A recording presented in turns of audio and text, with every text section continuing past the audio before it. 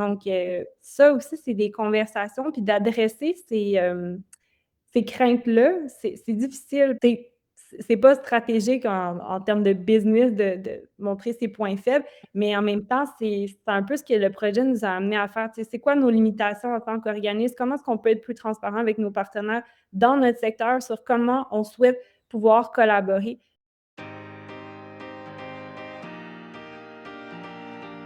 Bonjour Céline, bonjour Lauriane. Je suis heureuse de vous voir aujourd'hui parce qu'on fait un petit pas de côté par rapport aux autres épisodes. Déjà parce que vous venez de deux organismes différents, mais surtout parce que vos projets sont en cours. Donc on n'est pas en rétrospective, on est vraiment là pour raconter le chantier au fur et à mesure. Je trouve ça vraiment intéressant parce que ça va refléter beaucoup de projets qui se font dans les données et ça va aussi rassurer les auditeurs sur ce qu'ils sont en train de mettre en place.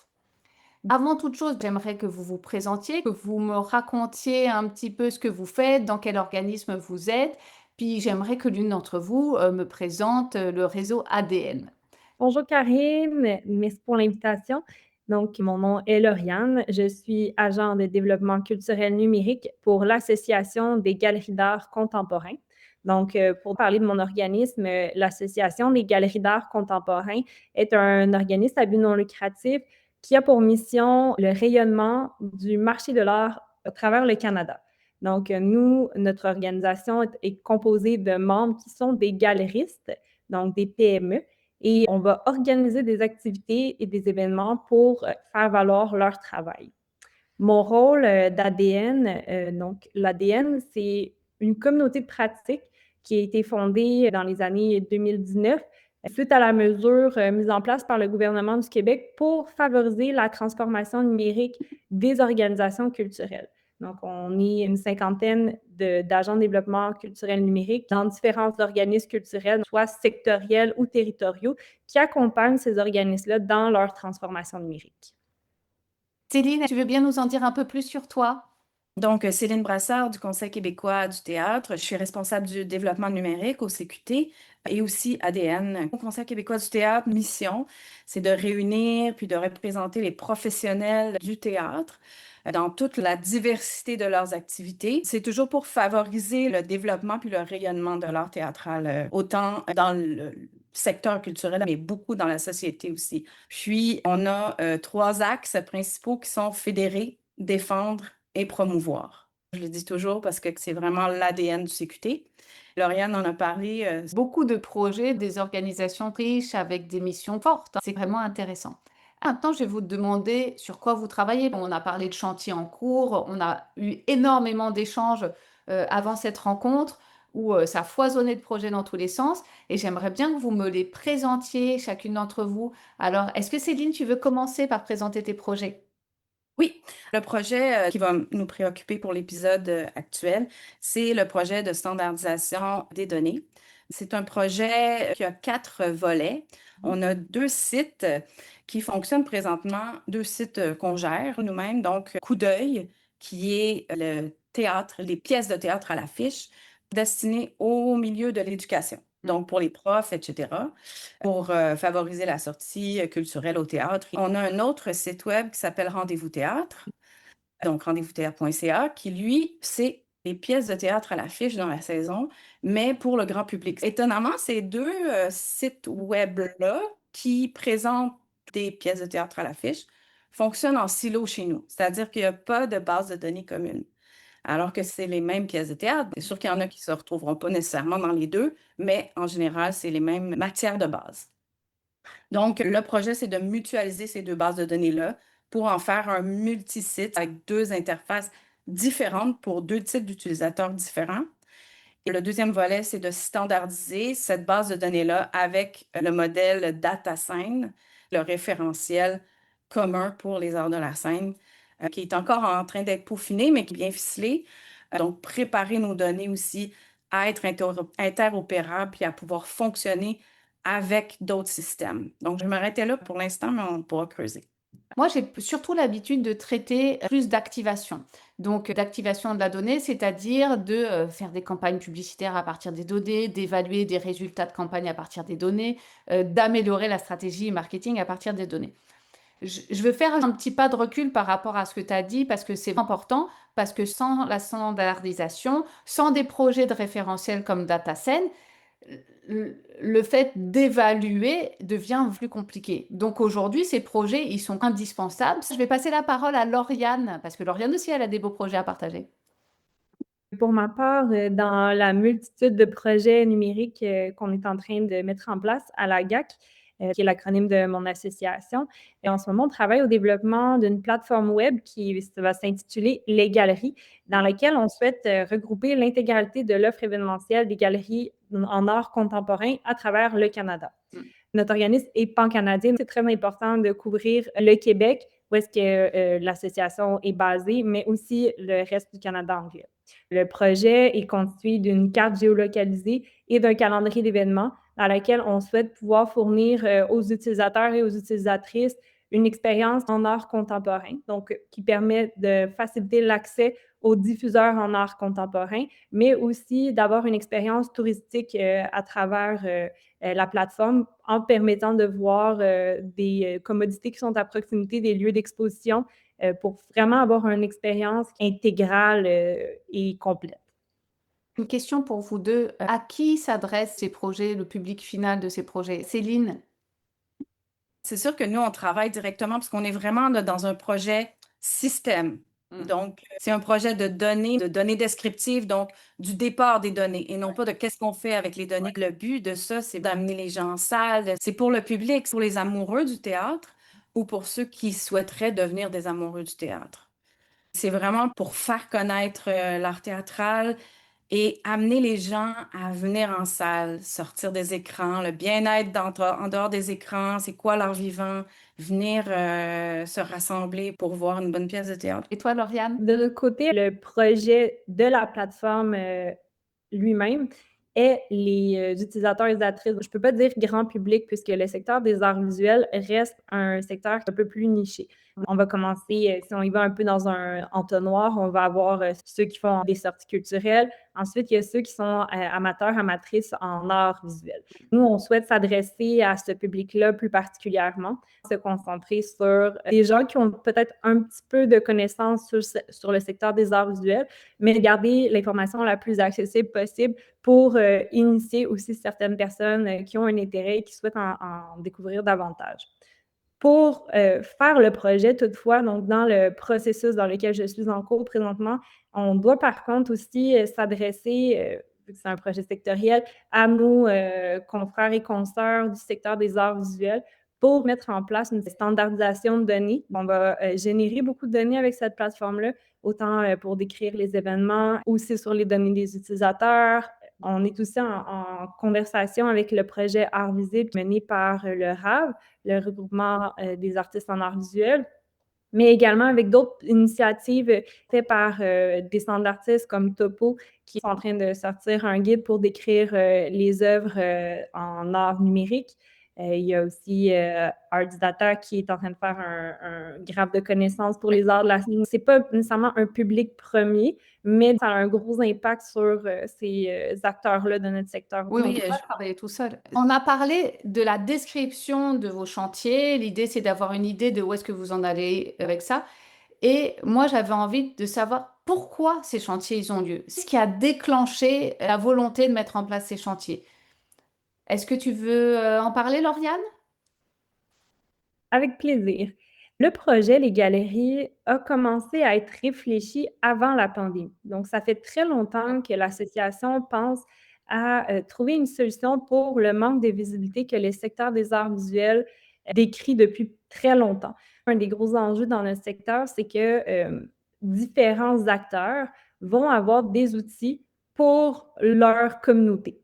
Par exemple, les centres d'artistes ont Réseau Art Actuel, les galeries d'art ont l'association qui fait la promotion de leurs expositions, les galeries universitaires ont leur propre réseau aussi. Donc, chaque entité va avoir un calendrier d'événements, vont partager des informations qui concernent un peu plus leur communauté.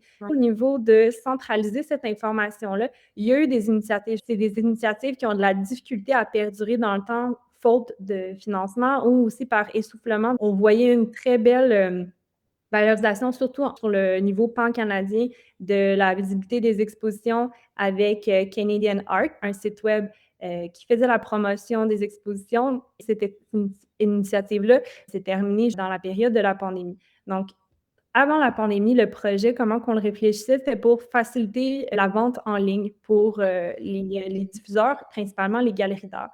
Donc, avec la pandémie, ça a forcé plusieurs de nos galeristes à aller vers des solutions numériques et de se procurer eux-mêmes une plateforme transactionnelle. On continue à réfléchir à l'enjeu de pouvoir amener les gens sur les lieux physiques des galeries et de pouvoir continuer cet échange-là qui a été très difficile au retour de la pandémie, de ramener les gens. Je sais que sûrement Céline aussi va pouvoir le dire. Ramener les gens en salle, c'était difficile pour les galeries d'art aussi. C'était très difficile de ramener les visiteurs dans les salles d'exposition. Donc, on se demandait comment est-ce qu'on pouvait réussir à avoir un impact. Donc, en continuant à réfléchir à notre projet, on a commencé à avoir la conversation avec les autres communautés du secteur des arts visuels et voir comment est-ce qu'on pourrait réussir à trouver une solution. On a tous des besoins différents, mais on est arrivé avec la proposition de la plateforme Les Galeries pour faire valoir la place des galeries d'art, mais aussi des autres communautés, donc d'inclure tout le monde. Donc ça, c'est la nouvelle version de ce projet-là, plus large, sectoriel, et on l'espère répondre à un besoin et créer un engouement pour amener les visiteurs sur les lieux physiques des espaces d'exposition. Ça me donne envie d'aller visiter des expos. J'ai bien hâte de voir cette plateforme.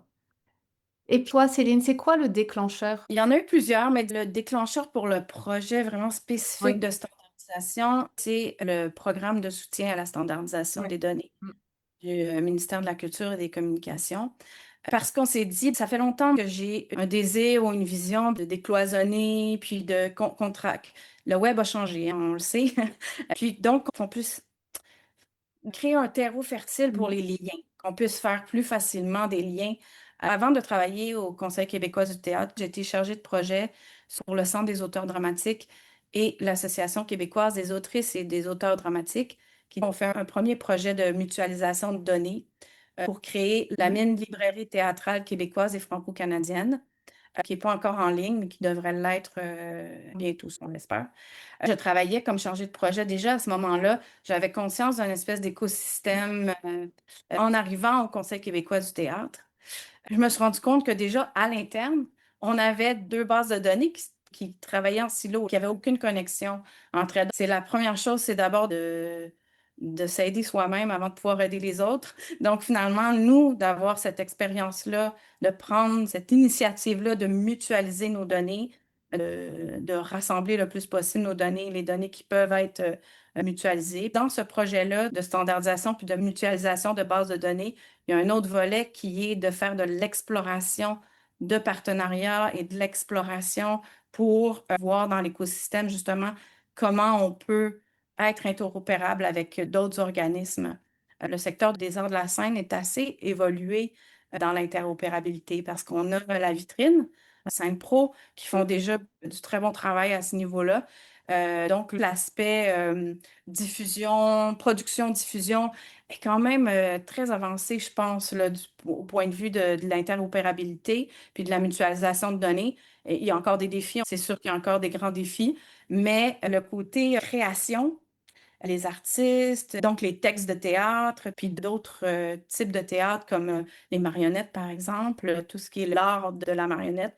C'est pas encore dans la chaîne, si je peux dire, de l'interopérabilité. C'est pas fluide, justement. On parlait de fluidité au début.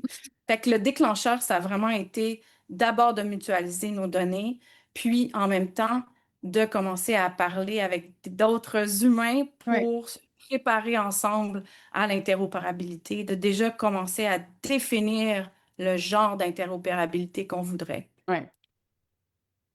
Le genre, c'est avec qui, pourquoi Avec et comment. qui, pourquoi, comment, Ouais. pour qui peut quoi, qui veut quoi. Les questions sont multiples. Puis il y a toute la question des modèles d'affaires puis des modèles économiques. Et qu'il y a beaucoup de grandes questions, mais c'était le déclencheur, c'était de créer un mouvement, d'initier un mouvement. Le mouvement il existe déjà dans les arts de la scène, mais tout le monde n'y est pas encore bien dans la danse. Tout le monde n'est pas encore invité, peut-être, mais c'est pas simple. Donc, tout le monde n'est pas encore partie prenante de ce mouvement-là Nous, on souhaitait juste initier un mouvement, puis partir petit aussi. Grosse montagne, trop grosse bouchée, mais allons-y par petites bouchées. Donc, commençons par réunir un petit groupe de personnes, un petit groupe d'organismes, et puis voyons qu'est-ce qu'on peut faire ensemble. C'est intéressant parce que, tu sais, on parle beaucoup de data, de projets, d'interopérabilité, mais c'est avant tout un projet d'humain dans lequel il va falloir faire en sorte que tout le monde s'entende pour aller dans la même direction. Je ne sais pas lequel est le plus challengeant entre la tech ou les humains. Merci beaucoup, Céline. Alors, on a parlé d'interopérabilité, de silos. Euh, Moi, j'aimerais parler un peu plus d'interopérabilité parce qu'après, on parle de silos et de fragmentation. On n'en a pas tant parlé, Lauriane, au début. Il faudrait pouvoir amener la fragmentation et les silos parce que c'était arrivé plus tard, c'était pour ça qu'on l'avait. On a parlé du pourquoi, on a parlé d'à qui on s'adressait. Moi, une question maintenant qui me vient en tête, c'est quoi les plus gros freins que vous voyez à la mise en place de ces projets-là? Quelqu'un peut prendre la parole, Lauriane? Pour, les plus gros freins pour le projet, il y en a plusieurs. Ça a été un long projet pour plusieurs raisons. Premièrement, en tant qu'OBNL, on est une équipe de 8 personnes. Donc le projet mené par une équipe de 8 personnes, c'est, extrêmement, challengeant parce que la survie de notre OBNL dépend aussi un peu du succès de ce projet-là, parce que c'est un projet de haute envergure. Donc, c'est sûr que pour ça, ça a demandé beaucoup de conversations au sein de l'équipe pour s'assurer que tout le monde était d'accord avec la lancée du projet, qu'on parle beaucoup de nos craintes, de la charge de travail qui allait venir avec ça, comment est-ce qu'on pouvait prévenir des enjeux qu'on sait déjà qui vont arriver. Ça a été un des premiers gros enjeux, comme je l'ai mentionné plus tôt, ça va faire depuis avant la pandémie que ce projet-là est dans les cartons. Ça a été un des premiers grands freins. Le deuxième, ça a été la recherche de financement. En ce moment, on a un certain soutien pour réussir à produire notre plateforme par le biais de la SODEC. On est aussi en demande de subventions présentement pour continuer à pérenniser le projet puis de voir à des phases de développement subséquentes. Ça a été un gros enjeu et on remercie beaucoup la SODEC pour leur soutien et leur confiance à travers ce projet-là. Une fois qu'on a l'équipe en place, qu'on a un financement, après ça, c'est les partenaires. Dans un projet sectoriel, c'est difficile parce au niveau des arts visuels, des fois, on est amené à collaborer ensemble. On est un petit secteur, mais on a des missions très différentes. À l'Association des galeries d'art contemporain, on représente des galeristes. Les galeristes font de la vente. Tandis que les centres d'artistes, c'est des lieux de diffusion. Et ils peuvent faire de la vente, mais c'est pas leur mission première. Déjà, au niveau de nos activités dans le même secteur, il y a des divergences au niveau des missions. Ça a été plusieurs conversations avant qu'on puisse arriver à une vision commune, partager des objectifs. Je crois que ce qu'on est d'accord, c'est qu'on souhaite que les gens se rendent physiquement dans les lieux de diffusion. On a besoin de cette présence-là physique. Une exposition virtuelle, pour le moment, ça n'a pas la même portée, autant pour les galeristes que pour les lieux de diffusion, que d'avoir les gens sur place, de pouvoir faire de la médiation culturelle avec eux, d'échanger avec les artistes, avec le public. Donc, ça, je crois que c'est ce qu'on a en commun. Mais pour le reste, c'est des conversations qui sont encore en cours, de pouvoir aligner nos visions ensemble, de voir aussi comment est-ce qu'on peut collaborer, puisque, encore une fois, en étant 8 seulement dans notre équipe, comment est-ce qu'on s'assure aussi que tout le monde est à l'aise avec nous qui portent ce projet-là dans notre secteur parce qu'on a besoin de leur soutien puis on a besoin de leur collaboration, qu'ils soient partenaires sur le projet, qui utilisent notre plateforme, mais aussi on veut pas cannibaliser leur propre projet, leurs propres initiatives.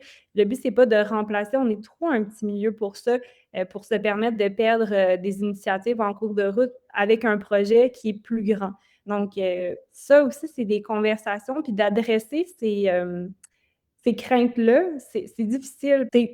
C'est pas stratégique en termes de business de montrer ses points faibles, mais en même temps, c'est un peu ce que le projet nous a amené à faire. Tu sais, c'est quoi nos limitations en tant qu'organisme? Comment est-ce qu'on peut être plus transparent avec nos partenaires dans notre secteur sur comment on souhaite pouvoir collaborer? Le projet n'est pas lancé, donc c'est un enjeu qui est encore en cours de continuer ces conversations-là, puis de pas sentir qu'on souhaite avancer plus rapidement qu'un autre organisme parce qu'on souhaite avoir un avantage technologique. Ça aussi, je pense que ça a été quand même un gros enjeu, puis je pense que ça reste encore un enjeu vu que, encore dans ma présentation initiale, je le disais, on est un secteur qui est très morcelé. Contrairement aux arts de la scène, comme Céline l'a mentionné tantôt, qui ont déjà, par exemple, un référentiel, il y a déjà de la centralisation de données. On n'a pas ça dans les arts visuels. On n'a pas de données, des expositions, à part pour certaines institutions comme les musées. Les centres d'artistes, les galeries d'art, vous rentrez gratuitement. Donc, vous n'avez pas besoin de réserver un billet. On n'a pas ces données-là. Donc, comment est-ce qu'on génère ces données-là? Puis comment est-ce qu'on s'assure que si, par exemple, nous, en tant qu'association, on réussit à accumuler ces données-là, comment est-ce qu'on les repartage aussi? Donc, de voir, s'assurer qu'il y ait une transparence aussi de notre côté à ce niveau-là, puis que les retombées ne soient pas seulement pour notre association, mais pour le secteur au complet. Vu qu'on sent qu'il y a un besoin, c'est la seule façon qu'on peut élever le secteur des arts visuels, d'aller chercher une plus grande sensibilisation auprès des dirigeants pour du financement, de parler de notre réalité. C'est en le faisant ensemble qu'on va y arriver. Ouais, Donc, exactement, on a besoin d'avoir plus d'impact. On dirait que ça, c'est le plus gros enjeu. Les premiers, c'est peut-être la prémisse, mais ça, c'est le cœur. C'est juste qu'elle n'a jamais été colligée, elle n'a jamais été consignée. Donc, en ce moment, c'est de voir comment est-ce qu'on la consigne. Donc, on parle de créer une partie du référentiel. C'est pas la GAC qui va faire le référentiel pour les arts visuels. Il y a d'autres initiatives en cours. Nous, naturellement, on y contribue, mais c'est surtout aussi de comment on est capable de réfléchir à produire et créer la donnée pertinente pour notre secteur, d'être en mesure de la redistribuer pour qu'on puisse ensuite faire des études, de la recherche, puis ensuite avoir un impact positif sur notre secteur en ayant des chiffres qui appuient nos réalités. Je pense que c'est un gros manque dans les arts visuels en ce moment, c'est qu'on manque énormément de chiffrables pour parler de comment est-ce que c'est vécu. C'est la même chose pour les galeries d'art, on n'a pas ces données-là en ce moment. Donc, comment est-ce qu'on est capable de parler de la réalité de notre secteur, dire, ben les gens ont besoin de peut-être plus de soutien pour les salaires, plus de soutien pour la diffusion, la promotion de leur exposition. Donc, je pense que c'est vraiment, nous, on est à l'étape de création de la donnée, puis de la consigner, de la partager, avant de dire qu'il y a vraiment de la perte de données, à moins qu'on y va dans le sens brut, il y a de la perte de données, vu que justement, elle est volatile et qu'il n'y a personne pour la capturer en ce moment-là. Ce que j'entends, c'est que il y a de la donnée, mais quand elle existe, elle est fragmentée, elle n'est pas consolidée au même endroit. Donc, c'est difficile d'avoir des insights ou des informations ou de créer de l'intelligence avec tout ça. Est-ce que toi, Céline, tu vois aussi des silos, de la fragmentation de la data dans le théâtre, dans ton secteur, c'est pareil? Oui, c'est certain qu'il y a de la fragmentation, mais que de parler de centralisation, c'est pas de ça dont parlait nécessairement Lauriane, je suis vraiment dans le même sens. Mais pour moi, c'est vraiment les liens, comment on peut lier tout ça. Je le disais tantôt, puis je peux peut-être creuser un peu plus sur cet aspect-là. En ce moment, le côté production, diffusion, ça va bien, cet axe-là. Puis c'est normal que cet axe-là soit mieux aguerri en termes de liens de données puis de partage de données, parce que c'est ce secteur-là qui amène aussi directement les gens en salle. Donc, c'est super normal qu'ils se soient organisés et tout. Mais du côté de la création des artistes, donc de l'œuvre, ce qu'on appelle dans DataSign aussi l'œuvre associée. Donc, par exemple, pour le théâtre, un texte de théâtre. Et l'aspect mémoire aussi, toute l'archive, ça aussi, c'est là où il n'y a pas de, ça se communique pas. Parce que pourquoi la mémoire? Pourquoi on voudrait conserver des données sur des spectacles qui ont passé? Pourquoi? Parce que le théâtre, c'est un art éphémère, c'est un art vivant. Donc, quand le spectacle est fini, il reste rien, il reste des photos peut-être, mais c'est important quand même pour notre patrimoine. Notre patrimoine culturel, ça fait partie de la culture du Québec. Donc, c'est quoi les traces qu'on conserve, qu'on garde? Mais c'est beaucoup sur les personnes aussi, les grands artistes, les auteurs, les autrices, les concepteuristes, les interprètes, etc. Donc, ça aussi, c'est un défi qui reste vibrant. Puis c'est là-dessus que je veux particulièrement travailler avec ce projet-là. Mais là où il y a un frein, je pense que c'est moi dans la... J'ai comme peur de perdre, que l'intérêt se perde. Je suis en exploration de partenariat. On fait un projet d'interopérabilité concret avec notre mutualisation de nos deux bases de données. Mais dans ce projet, il y a aussi un volet des humains qui se parlent pour voir qu'est-ce qu'on peut faire ensemble.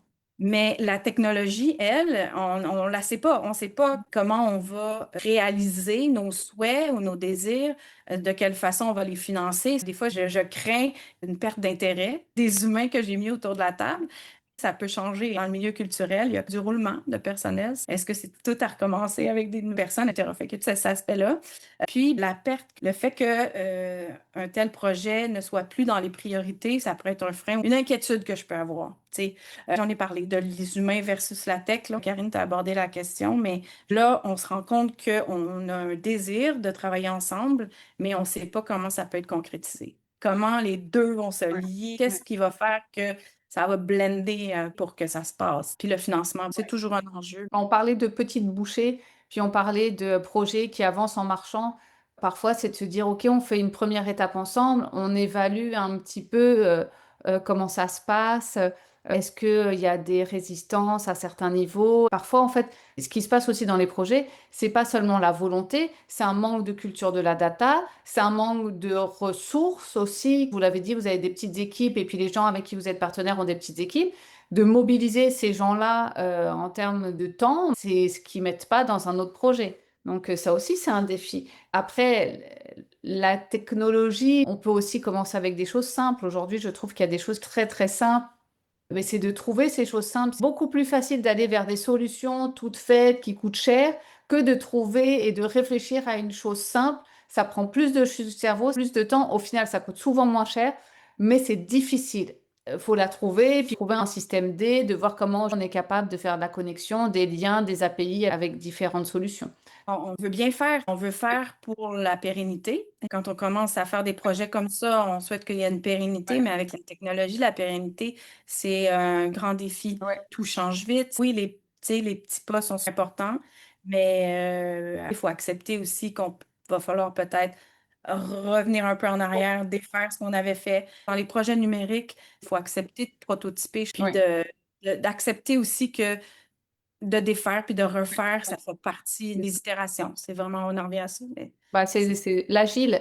Lauriane, elle va intervenir. Je voulais rebondir sur ce que Céline a dit par rapport aussi aux inquiétudes, mais moi, je vais le réinterpréter dans mon secteur. C'est sûr qu'il y a les défis pour la mise en place, mais il va y avoir les défis pour la continuité puis la prospérité du Ouais. projet par la suite. Nous, on a vu avec des projets numériques antérieurs que c'était très difficile de garder les acteurs mobilisés. Puis par acteur, pour nous, ça serait les diffuseurs qu'on souhaite afficher sur notre projet de plateforme parce que eux aussi, c'est des petites équipes qui ont des priorités, puis qu'il faut que pour eux, ça soit une plus-value rapide et concrète. Et dans la réalité d'OBNL, pour nous, on ne peut pas arriver avec des solutions miracles, des gros outils super technologiques qui rapidement vont faire une différence dans leur vie, parce que même pour nous, le processus de développer, de réfléchir, d'avoir les autorisations du CA, de lancer un projet, c'est un processus lent. Donc, on a ce défi-là de pouvoir arriver à des résultats assez rapidement, mais ça demande beaucoup de créativité. Donc, c'est sûr que nous, on a des craintes par rapport à comment est-ce qu'on va être capable de garder les diffuseurs motivés, de garder leur information à jour sur notre outil. Je pense que c'est aussi ce qui a beaucoup motivé notre décision de se tourner vers une solution sectorielle plutôt que de simplement rester avec le secteur des galeries d'art contemporain uniquement pour faciliter l'adhésion au projet, aussi de voir qu'il y a un dynamisme dans le secteur plutôt que de simplement être restés nous-mêmes isolés sur nous-mêmes. Donc, s'assurer, mais ça reste un gros pari risqué qu'on espère qu'on est en mesure de relever. Bah, c'est un défi. Plus tu mets du monde autour de la table, plus tu es capable d'avoir des gens qui sont engagés. C'est un peu comme une économie d'échelle, hein. C'est plus facile d'engager quand il y a plus de monde dans le bassin à engager. Et après, c'est difficile de aligner les visions. Ça devient plus compliqué quand tu as plus d'acteurs. Donc, il y a les forces et les faiblesses de chacun. Vous avez parlé toutes les deux de référentiels communs. On a entendu parler de DataScene, qui est un référentiel commun pour les arts de la scène, qui est en cours de création. Je pense que le travail ne sera jamais fini. Déjà, j'aimerais qu'on reparte sur c'est quoi pour vous un référentiel commun? Parce qu'il y a des auditeurs qui nous écoutent et pour eux, c'est peut-être encore un petit peu abstrait. Est-ce qu'il y a quelqu'un qui voudrait exprimer sa notion de référentiel commun? je peux y aller de Oui. façon très basique et simple. Un référentiel, c'est un modèle qui décrit comment on structure les données. Ouais. Comment on place les données. Puis, en fait, c'est une suggestion, c'est souvent des suggestions, c'est un modèle. Donc, un modèle, on peut en prendre des petits bouts, puis d'autres petits bouts, on ne les prend pas. Donc, c'est des suggestions et non pas des prescriptions. Il n'y a pas d'obligation. Donc, ça décrit des éléments, par exemple, des types de données ou des données, puis la façon de les nommer. Ça, c'est important souvent dans un référentiel. Les relations aussi entre ces données-là sont décrites. Donc, ça, c'est important, les relations, parce que c'est souvent là où, sur le plan informatique ou sur le plan du développement, il y a les plus grandes complexités. Ça doit aller un peu en rond. Un acteur a joué dans tel spectacle, mais a été auteur dans une salle de théâtre et dans un lieu, etc. Il y a tout ça, mais cette espèce de graphe-là, ou comment ça s'exprime. Puis, c'est évidemment, ça sert à faciliter les liens entre différents systèmes. Donc, permettre à différents systèmes de se parler, d'échanger des données. Le référentiel commun, ce qui est intéressant, c'est qu'effectivement, ça donne une structure. Après, moi, j'aime bien ce terme de normalisation des données qui fait que tout le monde, en fait, normalisation de données, on l'utilise pas mal. J'aime bien prendre cet exemple des adresses postales. La normalisation des adresses, moi j'ai appris ça il y a une vingtaine d'années parce que le but c'était que le code postal soit écrit dans le bon format, que l'adresse elle soit au bon endroit, que le nom de la rue soit écrit de la bonne manière et que soit mis avant le code postal, avant la ville et avant le pays. Donc c'est ça qu'on veut faire dans le référentiel commun et dans la standardisation de données. Ça permet de poser des bases. L'aspect structuration est vraiment important pour pouvoir récupérer les données et en faire autre chose. Donc, les analyser, les utiliser comme statistiques, etc. Mais je pense que le plus gros avantage à ce stade-ci, surtout dans le contexte de petits organismes, c'est que ça nous évite de défaire et de refaire le même travail. Et ça, je pense que c'est le plus important pour nous. Je rebondis sur ce que Lauriane vient de dire, parce qu'on n'a pas parlé encore précisément, mais la répétition de la saisie de données, c'est un grand enjeu dans les écosystèmes parce que une même personne peut rentrer 4 fois, 5 fois et même 14 fois dans 14 systèmes différents. Donc, vous imaginez le temps que ça prend pour cette personne-là de rentrer ces données-là, alors que ces données-là sont déjà sur son site web, par exemple. Donc, cet aspect-là de la répétition de saisie, moi, c'est un des objectifs principaux là, dans le désir d'interopérabilité. Là, il y a une belle étude de l'interopérabilité. Je me souviens pas si je vous les avais partagées. C'est une étude de l'interopérabilité qui a été faite par le TNM Lab en France, que je partagerai en commentaire de cet épisode pour comprendre les flux de données. Et pour rebondir sur ce que tu disais, Céline, il y a une salle avec qui je discutais. Ils saisissent sur le site, ils saisissent ensuite dans la billetterie, ils saisissent ensuite dans leur CRM. Il n'y a rien qui se parle.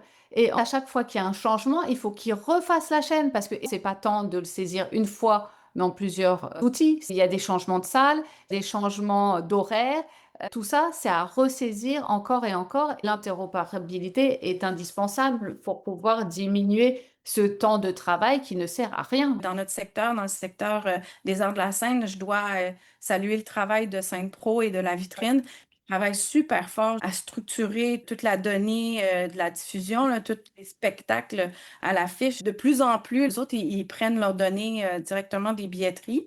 Il y a des enjeux à ça, de grands enjeux techniques, mais quand même, ça marche bien, tu sais. Fait que ça, c'est une grande avancée pour notre secteur, les travaux qui sont faits par ces deux organismes-là. On a parlé de fragmentation de la donnée, d'interopérabilité. Je voudrais revenir un peu sur cette notion de chaîne de valeur parce que on a parlé un petit peu, on a parlé qu'aujourd'hui, effectivement, ce qui est gardé, stocké, ben, il y a assez peu de choses et que, en fait, une œuvre, quand elle n'est plus à l'affiche, elle n'existe plus. Et donc, j'aimerais que vous me partagiez un peu votre vision de tout ça. Est-ce qu'il y a des endroits qui sont bien documentés déjà ou il y a des infos qui se perdent au niveau de cette chaîne? Donc, on a la mine Librairie théâtrale québécoise et franco-canadienne qui rassemble les textes de théâtre. C'est un projet porté par le Centre des auteurs dramatiques et l'Association québécoise des autrices et des auteurs dramatiques. Donc, pour moi, c'est un début de la chaîne. Ensuite, on aurait Rendez-vous théâtre et Coup d'œil, donc les spectacles à l'affiche. Mais avant ça, on a aussi l'AQM, Oui. donc l'Association québécoise des marionnettistes, qui font un gros travail depuis plusieurs années sur l'art de la marionnette, sur la marionnette en tant qu'objet d'art. Ouais. Donc, avec le secteur de la marionnette, c'est la même chose. Avec les arts visuels, il peut y avoir des liens. Ensuite, je parlais des spectacles à l'affiche. Donc, nous, on a Coup d'œil et Rendez-vous théâtre. Puis, on est en partenariat avec la vitrine. Ça fait partie de notre projet de consolider un partenariat avec la vitrine, donc de pouvoir échanger des données par API. Et ensuite, on a Rappel, la mémoire du théâtre au Québec. Donc, toutes ces données-là pourraient, certaines de ces données-là, parce que l'enjeu, c'est toujours aussi de savoir quelles données on partage, quelles données on ouvre. Donc, Rappel, eux, ils documentent, c'est Pierre Macduff qui porte ce projet-là avec une belle équipe, un CA, etc. C'est les pièces de théâtre qui ont été à l'affiche. Je ne me rappelle plus malheureusement là, exactement à partir de quel, mais je pense même les années 40, là, depuis tout le début, là, ils ont commencé déjà à répertorier toutes les qu'ils pouvaient avoir sur les pièces de théâtre qui ont été à l'affiche. Ils sont partis des programmes papier. Ouais. Donc, Pierre engage vraiment des gens l'été pour rentrer toutes les données qu'il y a dans les programmes de théâtre. Donc, comment Rappel pourrait récupérer des données de toute cette chaîne-là, donc de la mine, de la QM, de Rendez-vous théâtre et Coup d'œil, et donc la vitrine aussi, peut-être par ricochet, puisque nous, on prend des données de la vitrine. Dans le projet, c'est ce qui serait prévu. Donc, voilà, c'est ça un peu notre chaîne de valeur. Et là-dedans, je rajoute l'initiative qui s'appelle Sortir égale grandir, qui est portée par le théâtre Bouche décousue, qui réussit très bien d'ailleurs. Ils ont une grande expertise sur la sortie culturelle dans les écoles. Donc, eux, ils sont très proches des écoles, du milieu de l'éducation, une grande expertise pour accompagner les écoles, les intervenants, les intervenantes dans les écoles qui veulent promouvoir la sortie culturelle, faire des sorties au théâtre avec leurs élèves. Donc, ils accompagnent avant, pendant et après la sortie au théâtre. Ben, en fait, je dis théâtre, là, mais eux, c'est vraiment toute cette initiative-là concerne les arts de la scène au complet, donc le cirque, la danse également, pas juste le théâtre. Donc, voilà, c'est ce cycle de valeurs-là, ce cycle d'une œuvre théâtrale, si on veut, que j'essaie de réaliser dans le numérique, si on veut, ou en tout cas de mettre en lumière, disons.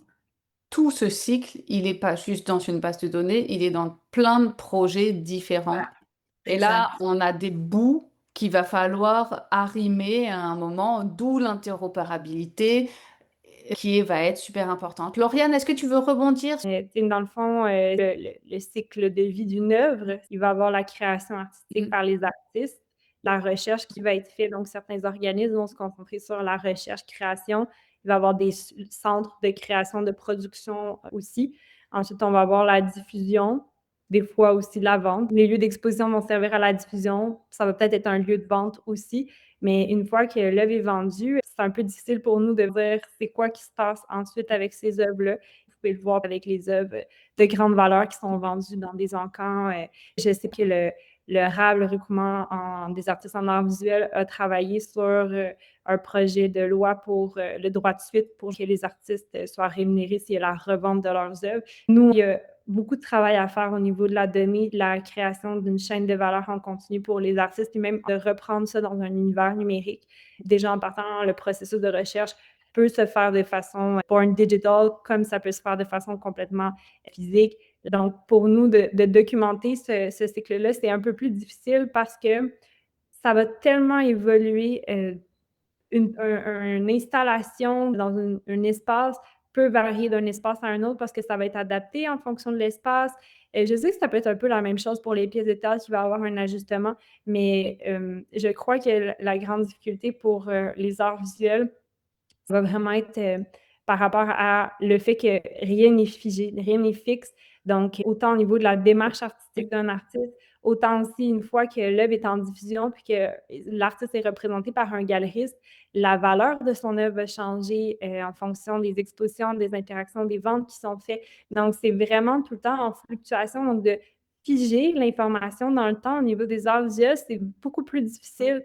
Je ne veux pas dire que c'est extrêmement plus difficile que les arts du théâtre ou d'autres secteurs, mais c'est un défi pour nous. Simplement par cette nature-là qui va être très évolutive. Nous, l'Association des galeries d'art, on est sur le marché de l'art, donc On constate cette évolution-là. On voit que le travail d'un artiste, un artiste va être représenté par différentes galeries dans différents pays. En même temps, l'artiste voyage. C'est vraiment difficile pour nous de s'assurer que tout ce processus-là Ouais, soit bien ouais. documenté. Encore une fois aussi, par des questions de territoire. Un artiste peut autant être représenté par une galerie à Montréal qu'à New York. Donc, comment est-ce qu'on rend ces données-là accessibles, qu'on les partage? Pour le moment, notre projet, les galeries, on parle d'un projet pan-canadien. C'est sûr que pour ce qui va être des artistes qui sont représentés ou du voyagement des œuvres à l'extérieur du pays, c'est pas dans les premières phases du projet que ça va être abordé, mais on est conscient que c'est une réalité, que si on voudrait avoir vraiment un scope complet, c'est des questions qu'il va falloir qu'on soulève éventuellement. Mais en tout cas, ce qui est bien, c'est que tu as déjà plusieurs phases au projet. Qu'est-ce que vous allez vouloir avoir accompli dans un an? Parce que l'idée, c'est de faire un épisode dans un an et puis de vérifier que ce que vous m'avez dit, c'est réalisé. Qu'est-ce que vous avez envie de réaliser d'ici un an? Qu'est-ce qui va faire en sorte que vous allez avoir du succès dans votre projet ou avoir l'impression d'avoir accompli ce qu'il fallait accomplir d'ici un an? Par rapport au projet Les Galeries, ce que je souhaite avoir accompli, c'est que nous, notre phase de développement à même période l'année prochaine, on sera en période de rodage, idéalement. Donc, ça, c'est une première chose. Le premier, c'est que l'échéancier soit respecté. Mais au niveau plus général, ça serait d'avoir réussi à bâtir des relations solides de partenariat avec les autres organismes dans le secteur. Donc, c'est un projet qu'on ne peut pas faire sans Ouais. les autres organismes qui sont homologues avec nous. Autant au niveau pan-canadien, ça va être un bon défi pour nous de réussir à aller à la rencontre de ces organismes-là, de les mobiliser et de s'assurer qu'on ait la portée qu'on souhaite avoir, vu qu'en tant qu'organisme pan-canadien, on se fait des fois aussi reprocher d'être un peu trop québécocentriste. Comment est-ce qu'on est capable d'aller rejoindre tous ces acteurs-là puis s'assurer que notre projet, on est capable d'aller chercher une force commune pour réussir à avoir des résultats porteurs pour notre secteur? Ah, c'est un beau projet. On a des balises. Et toi, Céline? Ben, dans un premier temps, parce qu'on devrait pouvoir lancer au mois de mai, quelque chose comme ça, donc pour être prêt pour le milieu de l'éducation, donc qui font leur choix de pièces de théâtre au mois de mai. Donc, si je parle du projet, le premier volet du projet, là, qui est la mutualisation des données puis la standardisation avec DataSign, donc on ait réussi d'abord cette mutualisation de données-là, puis qu'il y ait une forme de clarté puis de fluidité pour notre utilisateur B2B, là, pour nos membres, les Ouais. compagnies de théâtre, etc., qui vont venir saisir leurs données, que l'API de la vitrine fonctionne bien aussi, que ce soit probant, puis que ça fasse vraiment sauver du temps. Et que ce soit pas une complexité supplémentaire. Donc, ça veut dire que le modèle de données, qu'on ait pu réussir à le rendre très clair. Et concernant les autres volets, l'autre volet qui est plus humain, basé beaucoup sur les rencontres de développement de partenariat avec les organismes dont j'ai parlé plus tôt, bien là, j'aimerais dans un an, qu'on ait un projet commun. Donc, ça serait pour nous, en tout cas, une première expérience d'interopérabilité, une première occasion de prototyper, donc qu'on puisse avoir les moyens de nos ambitions, finalement, Ouais. ou des pistes de moyens assez claires. Ce serait le souhait. Tout ce que vous avez dit a été enregistré. On prend rendez-vous l'année prochaine. On a partagé énormément de choses pendant cet épisode. J'ai trouvé ça fabuleux parce que on a été dans des angles qui étaient inexploités jusqu'à présent dans Nada to Data. Pour finir, j'aurais une question et l'idée c'est de transmettre le goût, l'envie, l'élan de ces petits pas dans des projets quels qu'ils soient et quelle que soit la grandeur. Parce que vous avez des projets très ambitieux, mais l'idée c'est de commencer petit. Quel message vous aimeriez laisser à quelqu'un qui voudrait décloisonner son propre secteur ou partir un projet sectoriel? Ce serait quoi le message? Je dirais que tout d'abord, ça serait de s'adresser aux autres personnes du secteur. Mhm. Nous, ce qu'on s'est rendu compte, c'est qu'on sous-estimait ben, la force que le secteur peut avoir ensemble, mais aussi à quel point les enjeux sont souvent partagés. Donc, dès qu'on parle de ces enjeux-là, souvent on voit beaucoup plus d'ouverture ou beaucoup plus de collaboration possible. Je pense que tout le monde souhaite le mieux pour le rayonnement de ses activités, de son secteur. Donc, nous, ça a été révélateur de voir qu'on est capable de se mettre en commun et de partager des projets ensemble. C'est sûr que, encore une fois, oui, ça a ses défis, mais ces conversations-là sont importantes. Je dirais pas avoir peur d'initier un mouvement. Ouais. Y aller aussi, avoir le réflexe, euh, du décloisonnement au départ d'un projet numérique. N'importe quel projet, mais les projets numériques, je pense, essentiels. Donc, d'y aller un peu avec la vision d'une innovation ouverte. Donc, de vraiment avoir le réflexe de parler de ses intentions. Même si on parle plus de désir que de projet, mais Oui. d'avoir le courage de rentrer là-dedans. Puis que ça vaut la peine, même si ça n'a pas l'aboutissement escompté. C'est jamais perdu, je pense, que des humains se parlent, apprennent à communiquer, à partager des projets ou des intentions. C'est d'initier ce mouvement-là de façon transparente, ouverte, avec un désir de collaborer, de créer des liens. C'est très beau ce que vous dites. Je trouve ça presque militant. Je trouve qu'il y a quand même un élan de changement, un élan de commun, justement, qui est très rafraîchissant, en fait. Je trouve ça très agréable à écouter. Je vous remercie toutes les deux. Je suis sûre que vous avez apporté énormément de choses aux auditeurs aujourd'hui. Et je vous dis à très bientôt dans Nada to Data. Merci. Bye. Salut, c'est Nata to Data, le podcast de Karine Ramani. Si tu aimes, pense à t'abonner et à laisser un petit commentaire sympa et à le partager à un ami, un collègue. Peu importe tant que ça circule. À bientôt!